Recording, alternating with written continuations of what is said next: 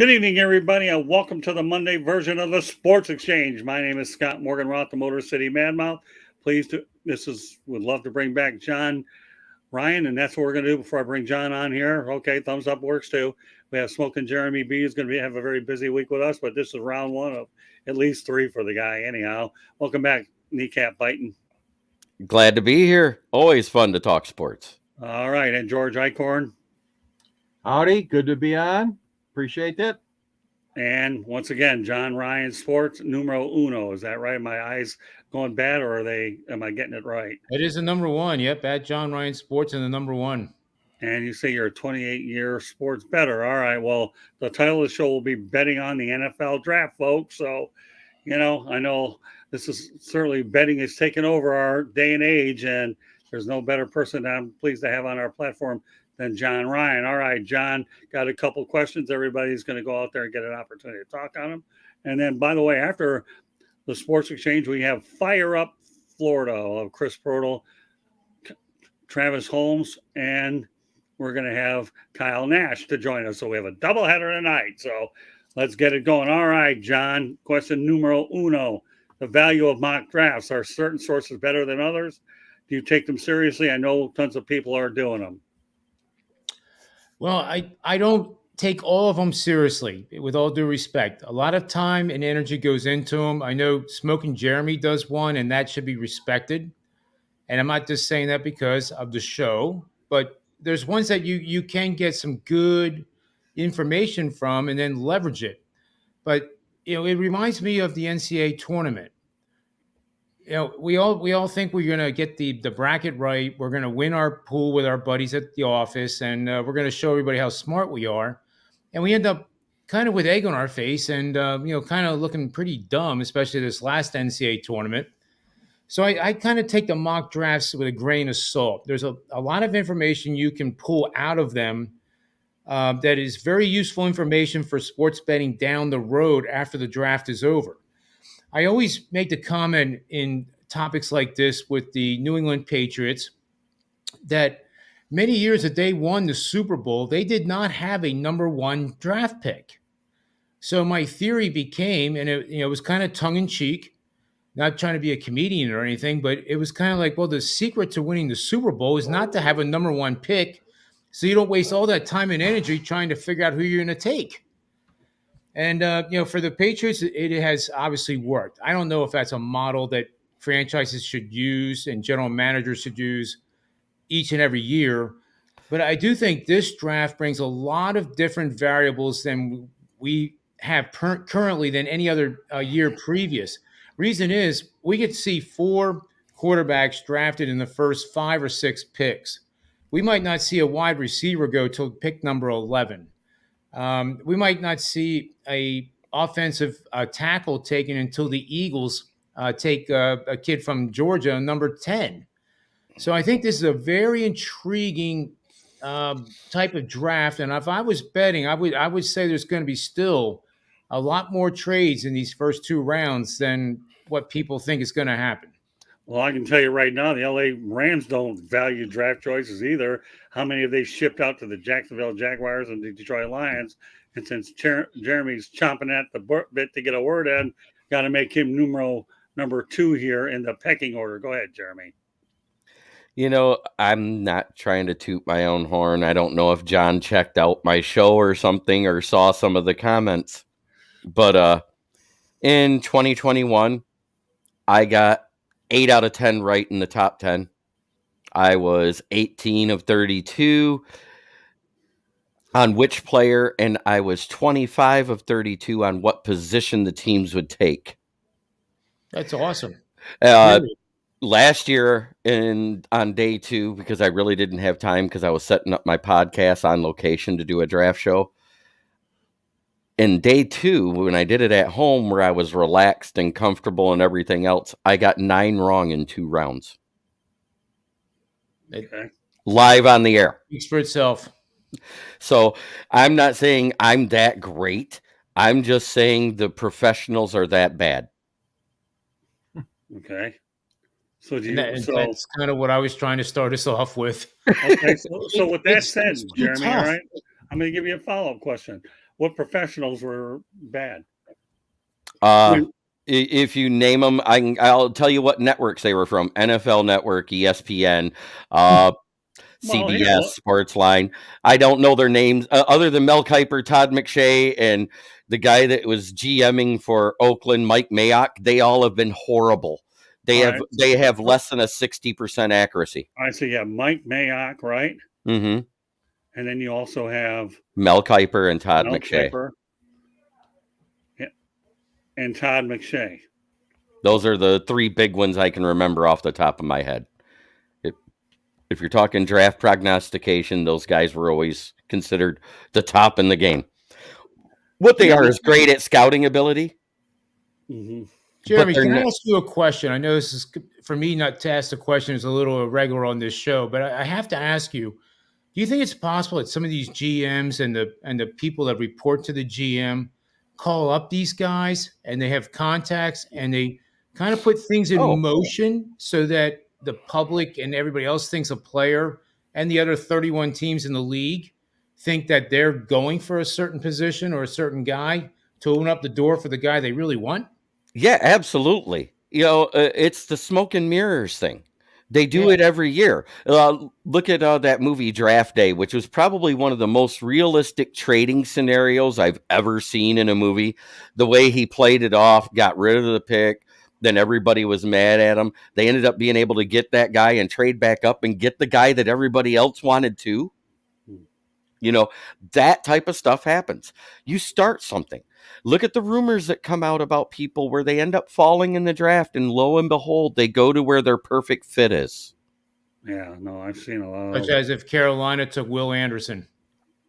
Carolina should take Will Anderson, but they're going to go quarterback, and more than likely, in the rumors I'm hearing, C.J. Stroud is it. I'm hearing these rumors of Bryce Young, but if you look at what their offense runs, C.J. Stroud is actually the most pro-ready quarterback that if you watched last year and how he played, accuracy, decision-making, and everything else, he played with the closest to an NFL wide receiver room in college, which means that's what he's going to be playing with in the pros, which is what makes him better. It was kind of like Mac Jones the year that he went to the Patriots.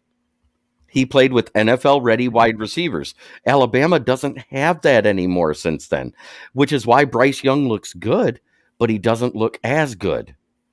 Does that make sense what I'm saying? All right, so let me ask you a question. Okay, John, I don't know if you've heard of him, but wasn't it Vince Tobin that called out Mel Kiper once time? So, Jeremy, you're nodding your head. I remember that Vince Tobin called out Mel Kiper. So why don't you go ahead and rehash a little bit of that? Basically, when he called out Mel Kiper, I remember the end comment. I don't remember what he started it with, but he said the best thing you have going for you is your hair. That's pretty funny. Well, I know George Eichhorn's been patiently waiting to say something. Go ahead, George. But before you do go, George, okay, I want everybody to know that the audio version of the Sports Exchange can be heard on iHeartRadio. All right, stop laughing, Jeremy. Apple, Spotify, Google, or wherever you get your podcast. Don't do that, Jeremy. I have to maintain my concentration. Please hit the red subscribe button on YouTube, South Florida Tribune. We're striving for 1,000 subscribers. So once again, also, please comment, like, and share the broadcast. Want to be a guest? No problem. Send topics, ideas to South Florida Tribune at gmail.com. Also, if you want to advertise, call 954-304-4941. Now, we are live on Facebook, LinkedIn, Twitter, and our YouTube channel. All right, George, go ahead. Well, mock drafts are becoming so much more routine, obviously, than they used to be. Every pro football writer and broadcaster, it seems like, has one or two or three. Or 100. Dave Burkett of the Detroit Free Press, who I admire his work, I think he's on either 3.0 or 4.0 the other day in the paper. And I think that they do serve a purpose, though. I think the fans are hungry for information. They're hungry for NFL rumors and that sort of thing. I do think that they do serve a purpose. Whether we need 3 or 4 mock drafts between the end of the Super Bowl and draft day is nonsense. I don't think you need that many. But the things are turning, rumors are coming out, and I really think that there are a dime a dozen nowadays compared to before. But that's because the hunger and the thirst, the appetite, if you will, of the sports fan is to get those mock drafts and to talk about them with friends, to talk about them on shows like this and go from there.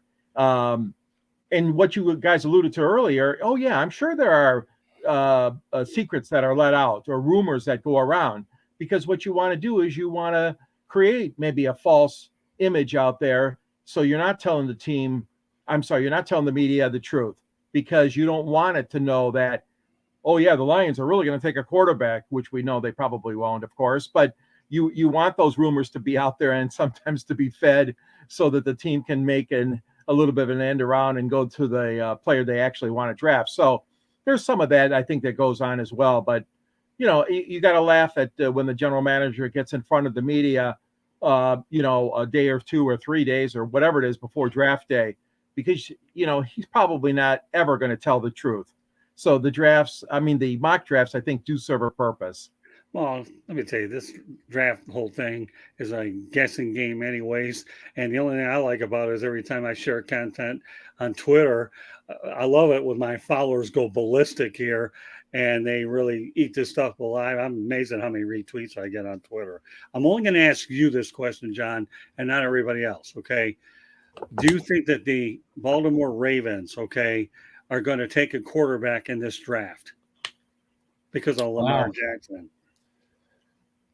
Well, I'll tell you, it depends on what's available when they are drafting, and that sounds pretty vague and pretty obvious. But they are a franchise, I think, that's probably a couple years away from making a run for another Super Bowl potentially.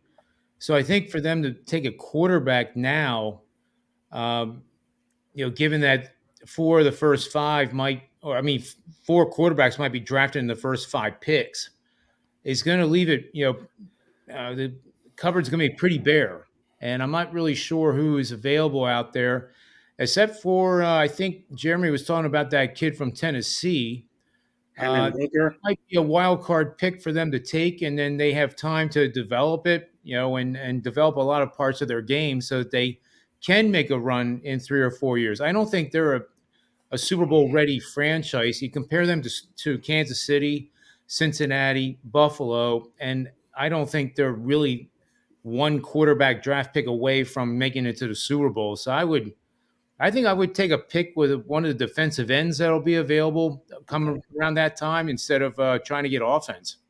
Well, the amazing part about it is Lamar Jackson slid to him late in the first round anyways.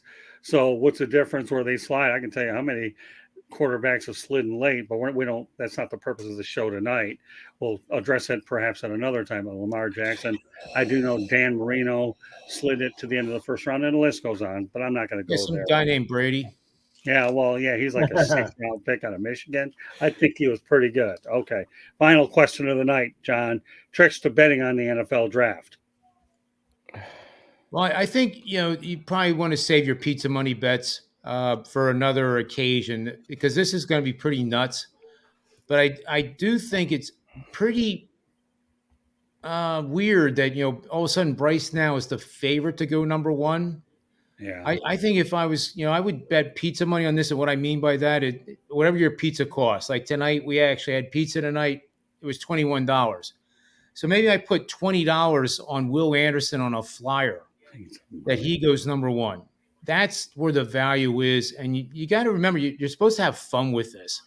These aren't bets where I'm, stepping up for a game where I'm pushing the envelope, and these are games that I want to hit 70% of the time. This is the NFL draft, and much like the NCAA tournament, anything can and will happen, as Jeremy and George both highlighted very, very well. There could be last-minute trades going on, even as we speak now. The draft is still pretty far out there, but on draft night, watch the movie Draft Day. As Jeremy said, one of my favorite movies. The posturing, it's like Texas Hold'em for the NFL among the GMs. And It is. It is pretty cool movie, and I think that is pretty close to what reality is. So I think what you do is, you get your wings and your beer and you cheer for your team to get the guy that you want. But remember, at the end of the day, like the movie Moneyball, these guys don't know how this guy's going to translate that they draft into the future. They think they know, but a lot of times these draft picks don't end up too well. I mean, the first name that always comes to mind is Ryan Leaf. God bless his soul. And they were way off on him, and it's not his fault that they were way off. And sometimes they pay these guys enormous sums of money, and then it doesn't translate. So then the player becomes the bum. It's a very difficult situation through and through. So I emphasize just have fun with it. You don't even have to bet it. Just enjoy it. Enjoy the volatility of it and the surprises. So I think this draft is going to have a lot more surprises and shocks than any other draft we've seen. Yeah, your version of surprises is my version of hidden gems. Yeah, exactly. And I love using the word hidden gems. All right. Yep. Jeremy, what do you have to say about this one? What was that again about the betting on the draft, right? Yeah, tricks to betting on the NFL draft, Jeremy. Tricks to betting on the draft is studying what the team's needs are and the best players available that fits those needs. Because that is what most teams do. You can do all this smoke and mirrors. They're going to take this guy. They're going to take that guy. You look at what the players fit their needs and who's available in those positions at the top of the draft. The best player that is in that need is usually who goes at that point. Nowhere does it mean that team's going to be a Super Bowl contender the next year. Nowhere does it mean they're going to get better the next year, because quarterbacks, cornerbacks, and safeties all take about 2 to 3 years to develop before they actually get good. It's very rare you have Pat Mahomes and Joe Burrow and Justin Herbert out there. Yeah, well, that almost reminds me of the draft when Dan Marino, John Elway, and that incredible class came out. I believe it was 1983, if I remember right. So it was. So, well, we have Felicity, Gene. Thank you very much for tuning in. We appreciate that. So, all right, George, give me your version of what you think the tricks are to betting on the NFL draft, because we're giving the journalistic perspective here. George and I are probably two people would be we're probably as bad as Mel Kiper, Todd McShay, and the rest. So I wouldn't. Well, I think that, first of all, a lot has changed over the years because of the free agency period. So you have a situation now where these teams are going out there, and many of them are addressing their needs already, or have addressed, they think, their needs already. For example, the Lions bolstered up that secondary already. Right. So I don't see the Lions taking somebody in the secondary in the first round. That's just my unless opinion. Somebody falls to them that's a great talent. I completely agree. Yeah. So I mean, I agree too. What John said, it is so difficult to predict these things. I would not put a lot of money and go to the Vegas or the sports betting parlor to try to pick, which team is going to draft who. We all know that the 4 top quarterbacks are going to go early. Okay, so that's a given. You might want to put a little money on that. But the fact of the matter is that you're right. These teams need to address their needs. Some of those have been addressed already in the free agency, and some have not. Of course, some teams have not gotten rich, so to speak, in free agency so far. But I agree. It's really dangerous when you start trying to predict who's going to land who, and who's this and who's that, and this guy is better than this guy as far as offensive line or defensive back or whatever it is. So it's a lot of fun though. But yeah, I wouldn't spend a lot of money on it because, like John said, just some pizza money would be good if you want to go that route. Yeah, the only thing I can say about this is I remember even last year when a lot of people thought the Jacksonville Jaguars would snap up Aiden Hutchinson and they opted to go Trayvon Walker. Well, it worked out well for both teams because Jacksonville knew a lot about Trayvon Walker because he plays over at TIAA Bank Stadium anyways. And of course, people in Metro Detroit are all too familiar with Aiden Hutchinson. So, right. So again, the main thing is, I'm sorry, George, go ahead. No, I was going to say that's a very good point, Scott, because sometimes you have a more of a regional perspective on it if you have scouted or you see the kid play a lot more. Yeah, well, and you make a great point too, as free agency does. I like the order too. You go free agency, before the draft, and then all of a sudden use the draft as a reinforcement. So the NFL's got it figured out about the sequence for which these things should take place. So with that said, we hope everybody's enjoyed this edition of the Sports Exchange. My name is Scott Morganroth. Please be joined by Smoking Jeremy B, George Eichhorn, and John Ryan, who obviously is our betting expert, I should say. Enjoy having John on. He provides some unique insights about probably the most trending subject on the planet. I mean, once upon a time, the NFL didn't want any gambling in any cities, but now what do you have? A team in Vegas, Detroit has it, and now you got Indian casinos all over the place. So it's become something people have slowly acclimated to. So that's why what John brings to our show every couple of weeks is some unique perspectives on how you go ahead and approach different events. I should point out that John will be here from time to time, especially when big events come. I don't want to get into too much right now, but some examples of that will be the Kentucky Derby. We'll see what he goes ahead and knows about motorsports and all that. We make sure John has enough time to prepare for his subjects, and I make sure he gets an earful over in my direct message part over on Twitter. So, hey, what can I tell you? But that's what we bring. This is a unique perspective. We're going to be doing a lot of draft coverage leading up to April 27th, which, by the way, is my brother Lonnie's birthday. So, it'll be, and there will be no Inside the Pigskin or any shows on that day, but we'll have a lot of draft preparation going on. John, once again, good to have you on. But before you go, as I tell people, why don't you let everybody know how they can get a hold of you, John? Well, simply you can get me at John Ryan Sports, the number 1, and the website is thepredictiveplaybook.com. Just send me a direct message, just like Scott does to me, and we'll hook up, and I'll try to answer your questions. And believe me, I've learned a lot from people who direct message me too. You can't do this in a closet, and you can't be successful in anything you do by yourself. You have to have an open mind and listen to great ideas, and eclecticize. It's my favorite word. Learn from others, and you'll do well. Very good. All right, Jeremy, you're next. All right. You can find me at the SouthFloridaTribune.com under the Motor City Tribune heading, where you'll see me with the list of authors with the likes of Scott and with George. You can also find me on my YouTube page, which is Kneecap Biting with Smoking Jeremy B. And you can find me right here on the South Florida Tribune channel on YouTube, where I could be on any day of the week whenever Scott needs me. I don't care the show. I don't care what it's about. I'll have a comment. Yeah. I could hardly tell. And Felicity Jean, hi, babe. Another one of those. Hey, get her to subscribe. We'll bring her on as a guest, too. So you hear that? Felicity, I'll take them all. I want new voices and everybody. Right, John? Isn't that the right idea? Yep.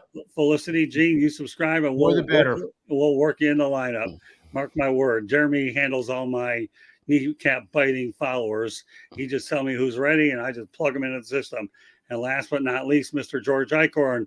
And hopefully, John, one of these days you're going to buy this guy's book with all your pizza money or whatever you call it. Go ahead, George. Yeah, the book is called Detroit Sports Broadcasters on the Air, and it features, we got a lot of football guys in here, going back to our dear friends Van Patrick and Bob Reynolds, Frank Beckman. We've had some great announcers here in Detroit calling football. And I also am a writer for the South Florida Tribune and the Motor City Tribune. There's a link to the book to purchase the book at the end of my columns in the Motor City Tribune, or else you can just go to Amazon.com and you can find out how to get it directly. I contribute to Scott's broadcast, the podcast here. I enjoy being on different shows, the football show, sometimes the baseball show, and Sports Exchange and Fire Up shows. So you can reach me at gichorn@yahoo.com. You can also reach me at Twitter at SandGSports99. And of course, I'm also available on LinkedIn under my name. So great to be part of the show again. And Scott's in the book too. You got to know this, John, that Scott was interviewing Muhammad Ali in one interview and Jimmy Connors. Doesn't get much higher than that, does it? It doesn't. That's And awesome. I should tell everybody I'll get to that in a moment. I do want to give a special kudos to Candy Abling. Does an unbelievable job with this platform. And I mean, you talk about unbelievable. Now she's taking on an increasing role as a broadcaster as well on some of these shows when I'm out on the road doing projects, and I'll be on the road this week with the Detroit Red Wings and Tampa Bay Lightning Wednesday. So Candy's going to be getting a lot of airtime for sure. So, I enjoy that. So our website's www.southfloridatribune.com. You can follow us on Twitter at Tribune South. And again, and you can find me on LinkedIn as well under Scott Morganroth, my first and last name. So as I said, John, I enjoy having you on. You give me. Oh, it's a pleasure. I love it. You keep giving me perspectives like anybody there. Once people develop a following here, that will be good. So I should point out that the audio version of the Sports Exchange can be heard on iHeartRadio, Apple, Spotify, Google, or wherever you get your podcast. Please hit the red subscribe button on YouTube, South Florida Tribune. Okay. We're striving for 1,000 subscribers. We know we're getting there. We've come a long way from zero. We've come a real long way from zero. We're just looking to hit that mark. Also, please also comment, like, and share the broadcast. Want to be a guest? No problem. Send topic ideas to southfloridatribune@gmail.com. And if you want to advertise, call 954-304-4941. We are live, as Brent Musburger would say, on LinkedIn, Facebook, Twitter, and YouTube. So great job by my crew tonight. We hope we've given you some different perspectives how to look at the draft. And John, don't worry, I'll give you your next idea. We're going to run with it like we did this one too. So glad to have you here with us. So on behalf of, once again, on behalf of Smoking Jeremy B, John Ryan, George Eichhorn, my name is Scott Morganroth. Thank you for joining us. We have Fire Up Florida after this broadcast. So we are out until the next time.